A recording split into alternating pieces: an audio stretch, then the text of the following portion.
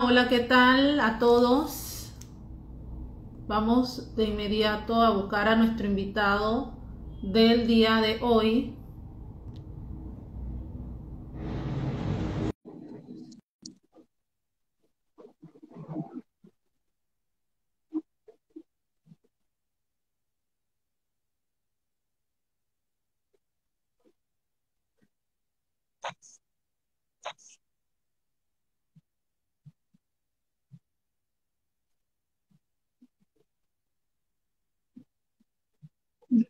Vamos a mandarle nuevamente la solicitud.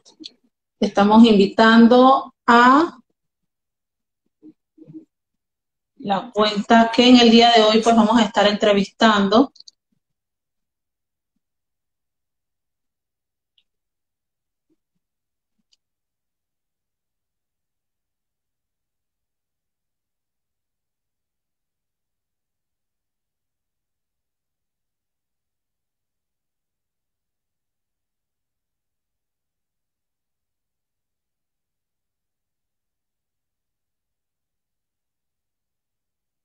Claro, sí, ya está el problema ahí, entonces.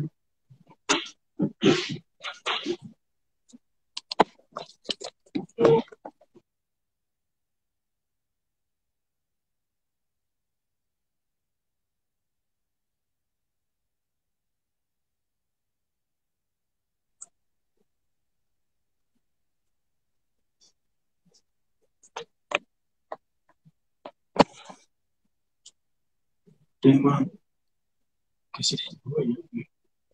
¿Me escucha? Hola.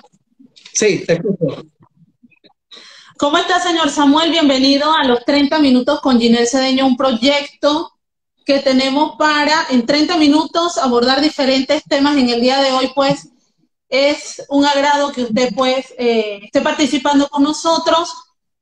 De manera inmediata arrancamos con los diferentes temas. Primeramente, es como para romper el hielo y las personas quieren saber más allá de ese director del INEC y de ese economista, de ese día tan acelerado. ¿Cómo es el día a día? ¿Cómo comienza Samuel Moreno su día?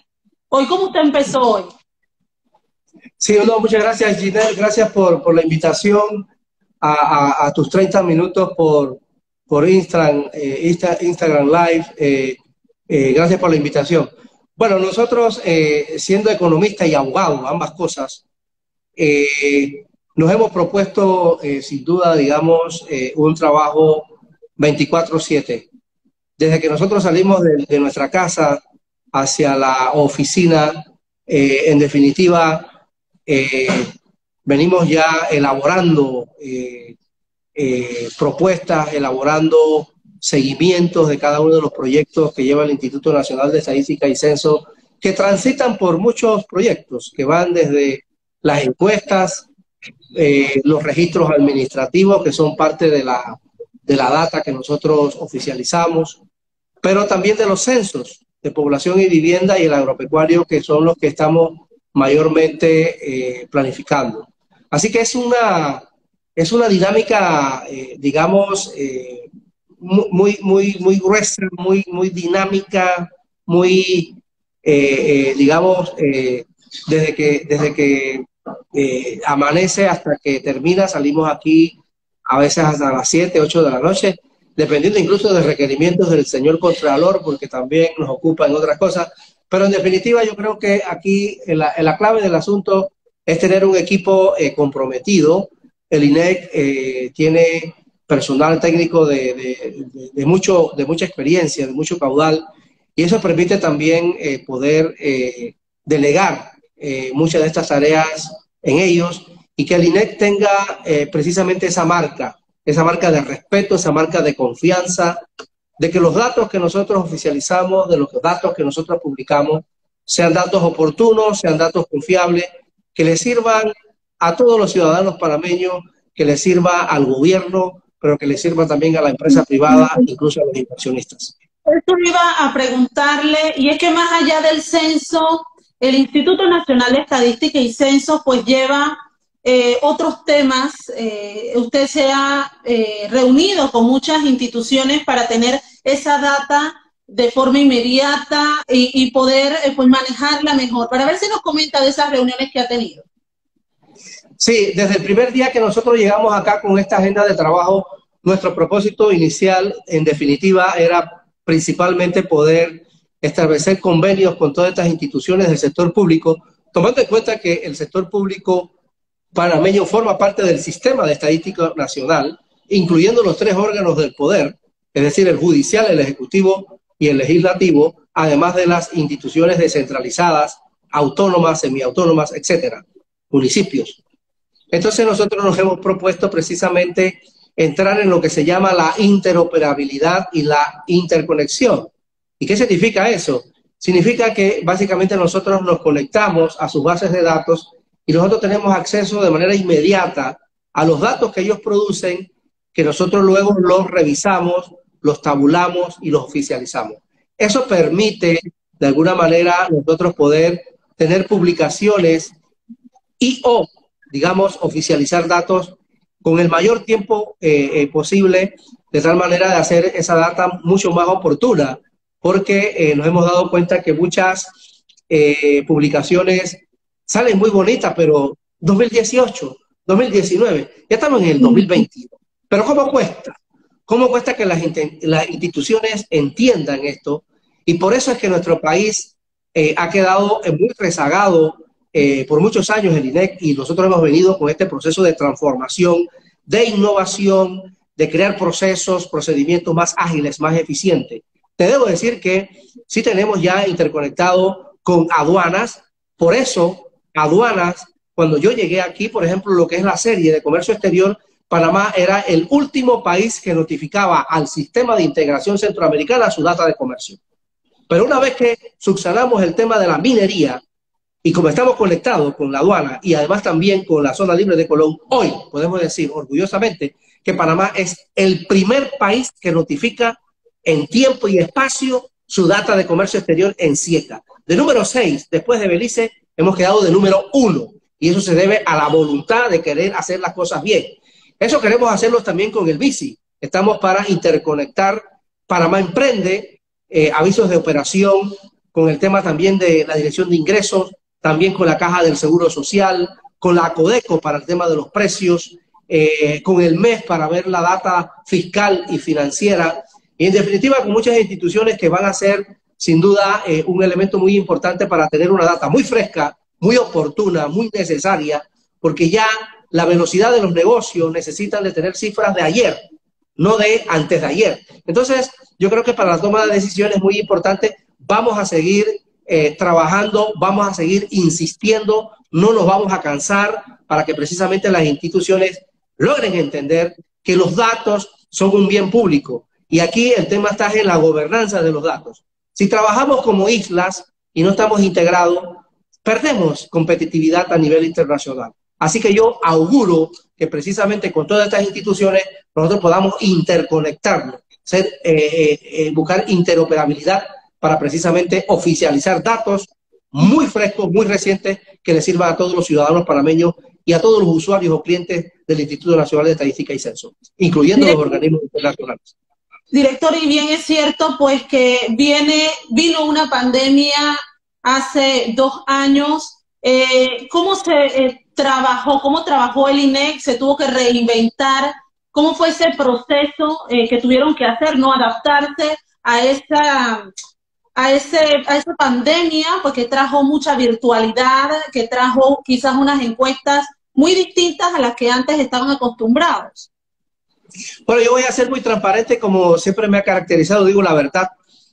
Mira, cuando yo llegué aquí, yo planteé de tener plataforma corporativa de Zoom.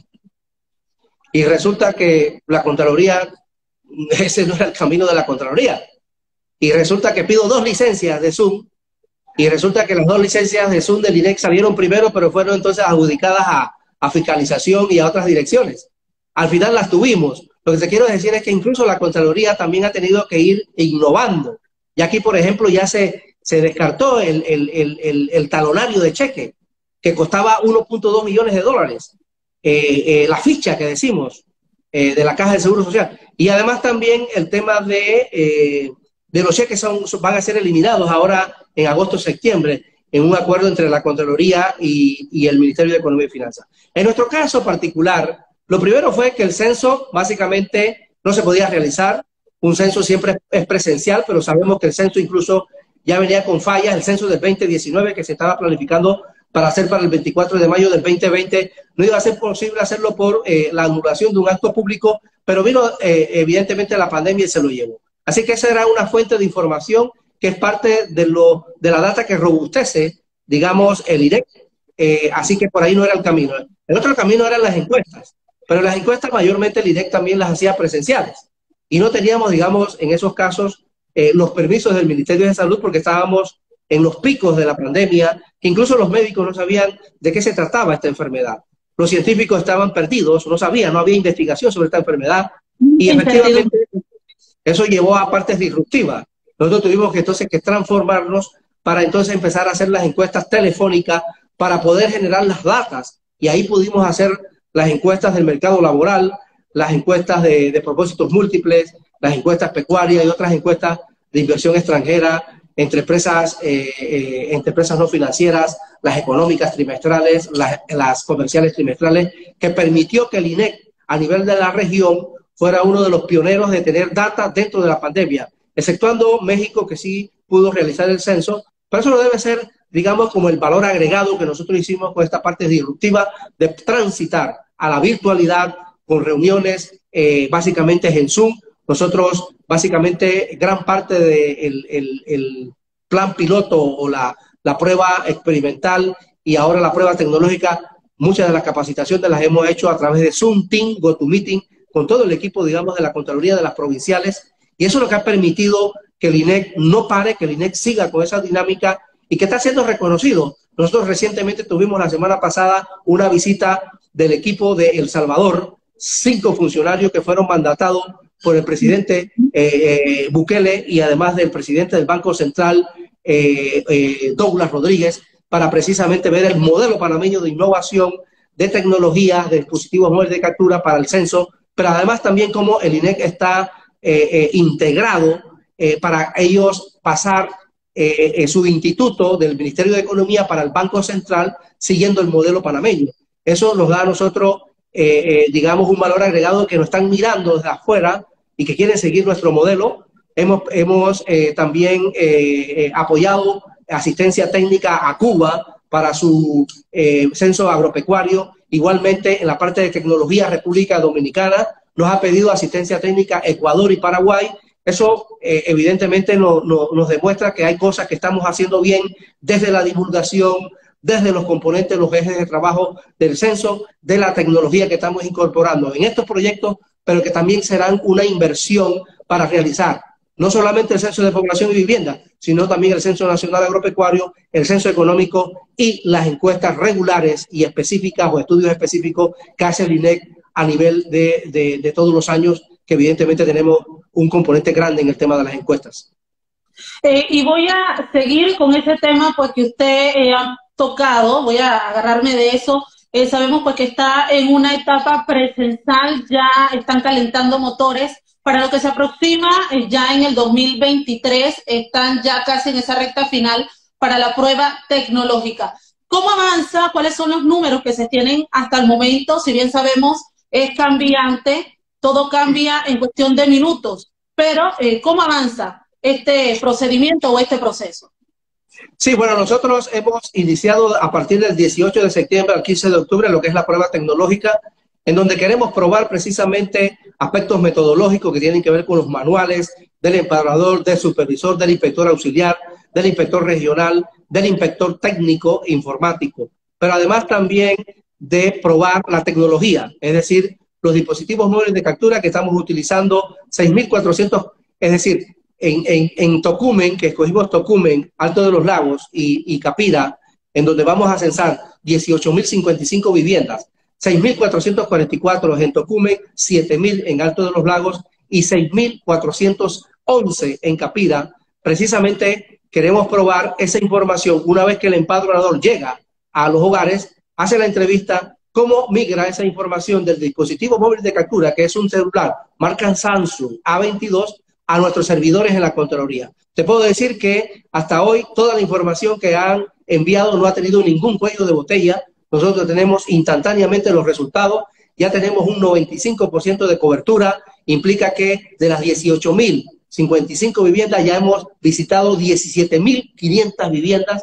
Eso nos pone en contexto que lo que quedan, los 12 días que quedan, van a ser 12 días para lo que nosotros conocemos como recuperación de información, es decir, de viviendas que hemos llegado pero tienen ocupantes, viviendas con ocupantes ausentes. Y eso se debe precisamente a las ciudades dormitorios, porque como no estamos inmovilizando a la población, mucha gente sale a su trabajo, a la universidad, a hacer sus diligencias y tenemos que regresar nuevamente. Y por eso que la carga de trabajo de los empadronadores es una carga de trabajo dinámica que va y regresa para poder nosotros canalizar esa información.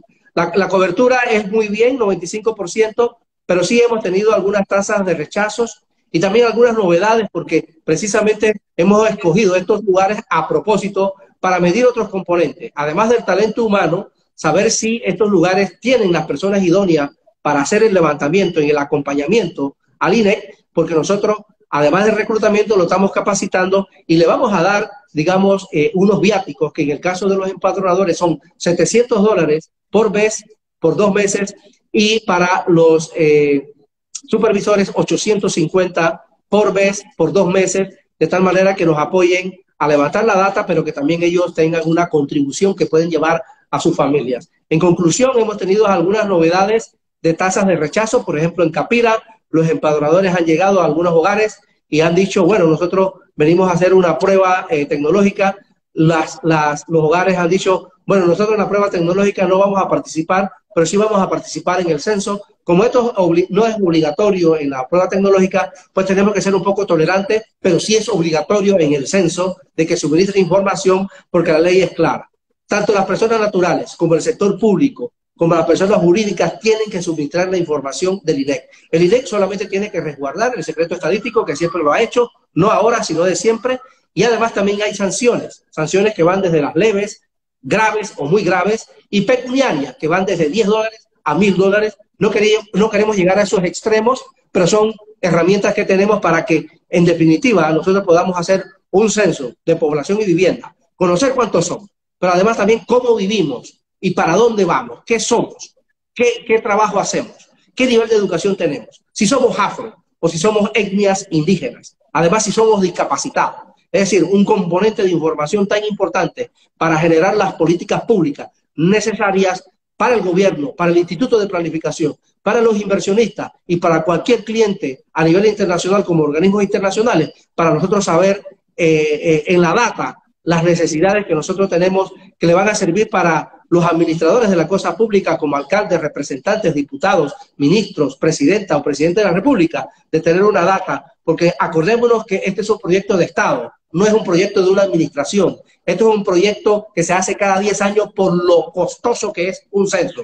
Y en definitiva, ese censo que vamos a levantar le va a servir a esta administración, a la que venga y a la que venga nuevamente hasta que se haga un nuevo censo. Así que tratemos de cooperar desde los políticos, los ciudadanos, las universidades y en definitiva incluso los extranjeros, de darnos la información, porque también son parte del objeto de investigación, viven aquí, consumen servicios públicos y además de consumir servicios públicos, ofertan su mano de obra, compran medicamentos, compran alimentos y es bueno precisamente tener esa data para hacer las planificaciones de las necesidades de infraestructura en educación, en salud, en vivienda y en temas ambientales.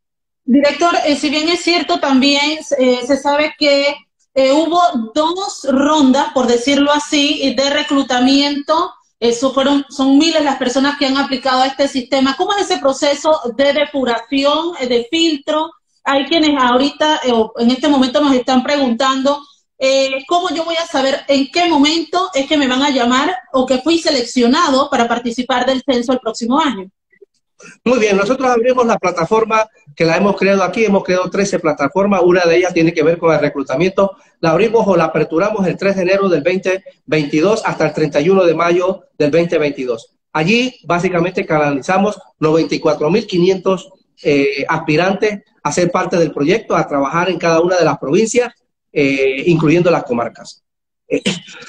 Luego de luego de la redefinición de las fechas del censo, en donde surge el tema de la prueba tecnológica, muy interesante para probar lo que te dije, el talento, las ciudades dormitorio, la inseguridad, pero también la tecnología, pues al señalar pues la fecha que va a ser del 8 de enero del 2023 al 4 de marzo, donde vamos a hacer el levantamiento censal por poco más de 60 días, pues reabrimos la plataforma a partir del 1 de septiembre al 15 de septiembre, generando, digamos, una masa crítica de 116.578 nuevos aspirantes. De allí, el mensaje claro a estos aspirantes es, así como Panamá en béisbol escogió su selección, trayendo a los mejores para aplastar a Argentina, noqueándolo 11-0, y después aplastar a Brasil 4-0 y clasificarse al Mundial de las Grandes Ligas, asimismo nosotros vamos a escoger a los mejores por provincia a nivel nacional. Los vamos a reclutar a los mejores que tengan los perfiles que ya lo hemos planteado. Para empadronador, tener bachillerato, letras, ciencia, comercio u otro bachillerato. Para supervisor, tener estudios universitarios. Pero que tiene que tener tres componentes importantes. Uno, tres variables: compromiso, responsabilidad y conocimiento. Y luego que pasen el tema del reclutamiento a la capacitación, los vamos a capacitar. Y ellos van a ser, evidentemente, evaluados. Y ahí vamos a escoger a los mejores. Es importante esto. Y todos van a tener oportunidades. Yo hablo con cosas claras y hablo con la verdad. Tocumen, por ejemplo. Ahí estaban para hacer la prueba tecnológica. Escogimos la gente de Triunfador. Escogimos la gente de Belén 1, Belén 2. ¿Qué sucede? En pleno censo 2 renunciaron. Y tuvimos entonces que reemplazarlos. Entonces, también necesitamos esos elementos de compromiso, responsabilidad y conocimiento. Si van a trabajar con nosotros, evidentemente lo vamos a capacitar, pero tiene que tener esos tres elementos. El compromiso cívico. Claro, evidentemente es un voluntariado, pero que nosotros vamos a dar unos estipendios económicos, que ya los he mencionado, 700 para los empadronadores, 850 para los supervisores. Pero en definitiva, nosotros, aquí hay espacio para todo. Nosotros vamos a escoger a los mejores de Herrera, y va a ser el equipo herrerano que va a levantar la data de Herrera. Vamos a escoger a los mejores de Los Santos, van a levantar la data de Los Santos. Y así en Veragua, en Chiriquí, en Bocas del Toro, en las áreas comarcales. Interesante, la etnia Mamatata va a censarse por primera vez y vamos a escoger a los mejores allí para que ellos mismos se censen.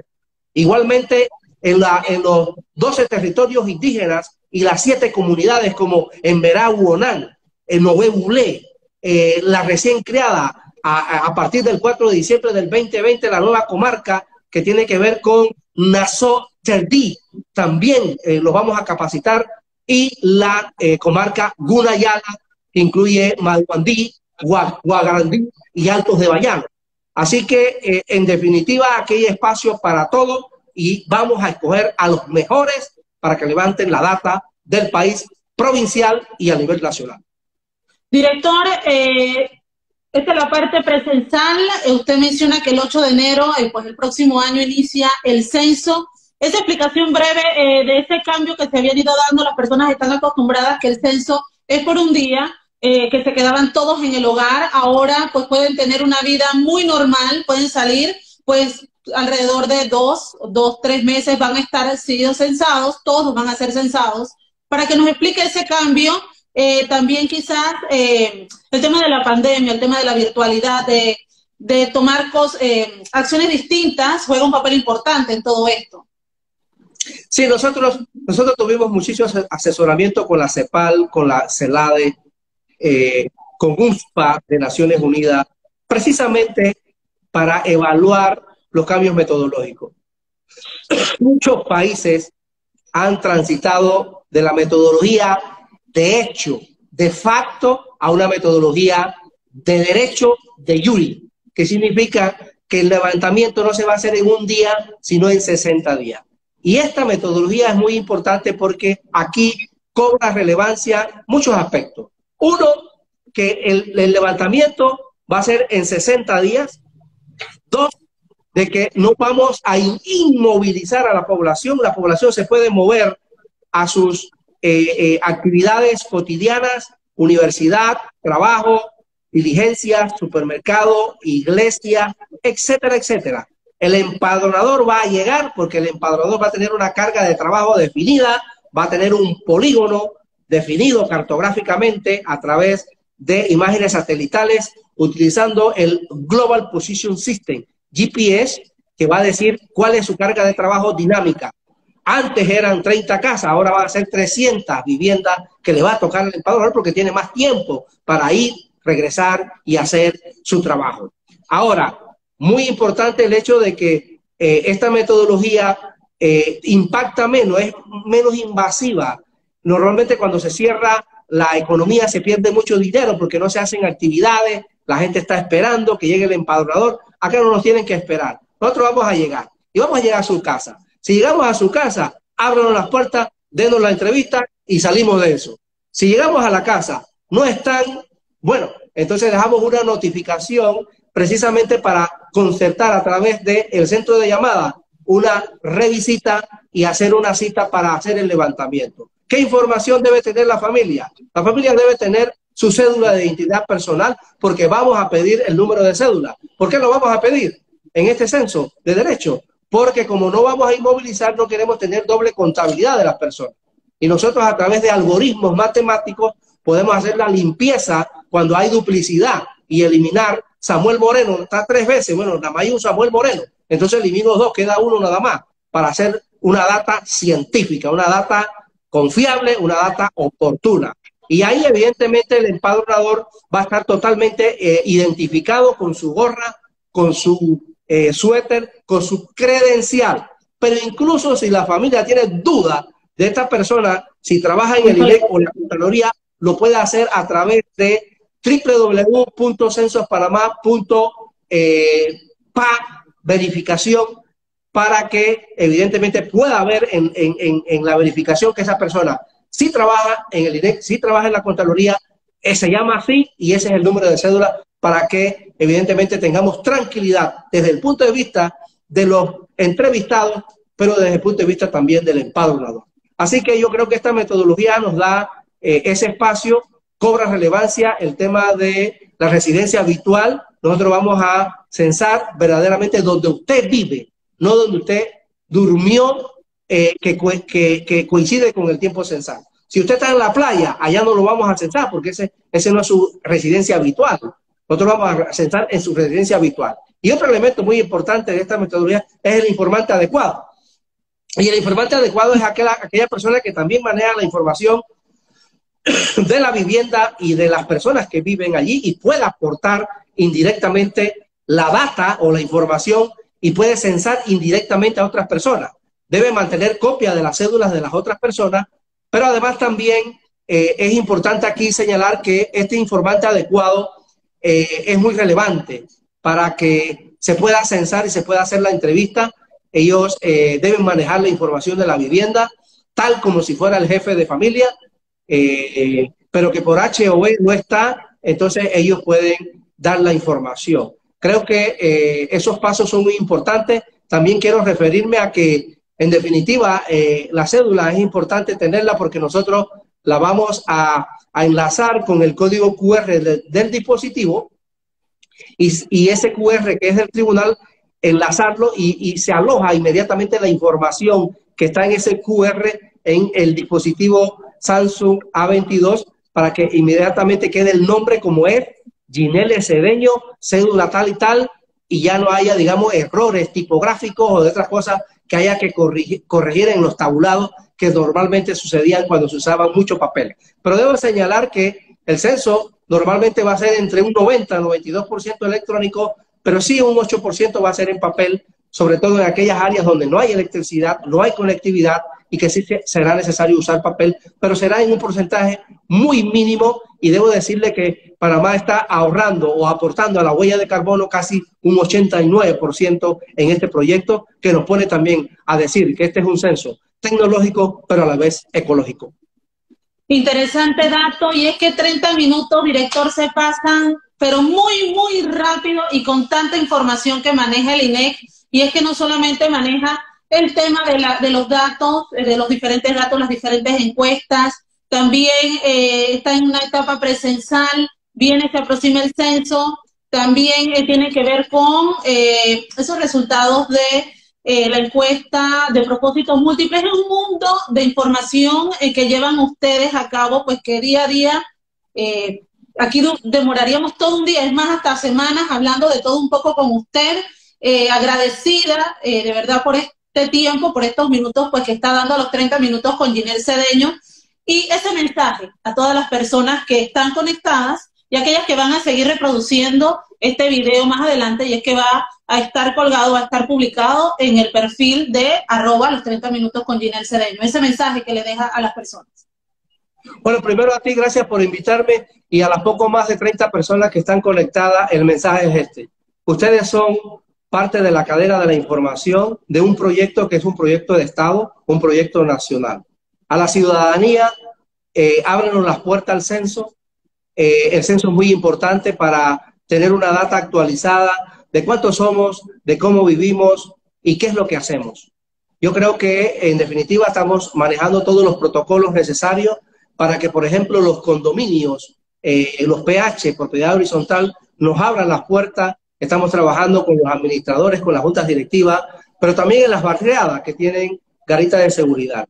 Es decir, que tanto los panameños como los extranjeros que residen en Panamá sientan toda la confianza, que es importante que nos abran las puertas para nosotros levantar un censo que evidentemente nos vamos a sentir orgullosos de tener un proyecto confiable y una data real, y subrayo real. Ustedes son conectores, son influencers, los poco más de 28 personas que están aquí, que son parte, digamos, de informar adecuadamente en este proceso de sensibilización, de docencia, de cultura estadística, que sin datos no podemos medirnos. Como decía Carmen Miró, si no hay evidencia y no hay datos, no podemos planificar.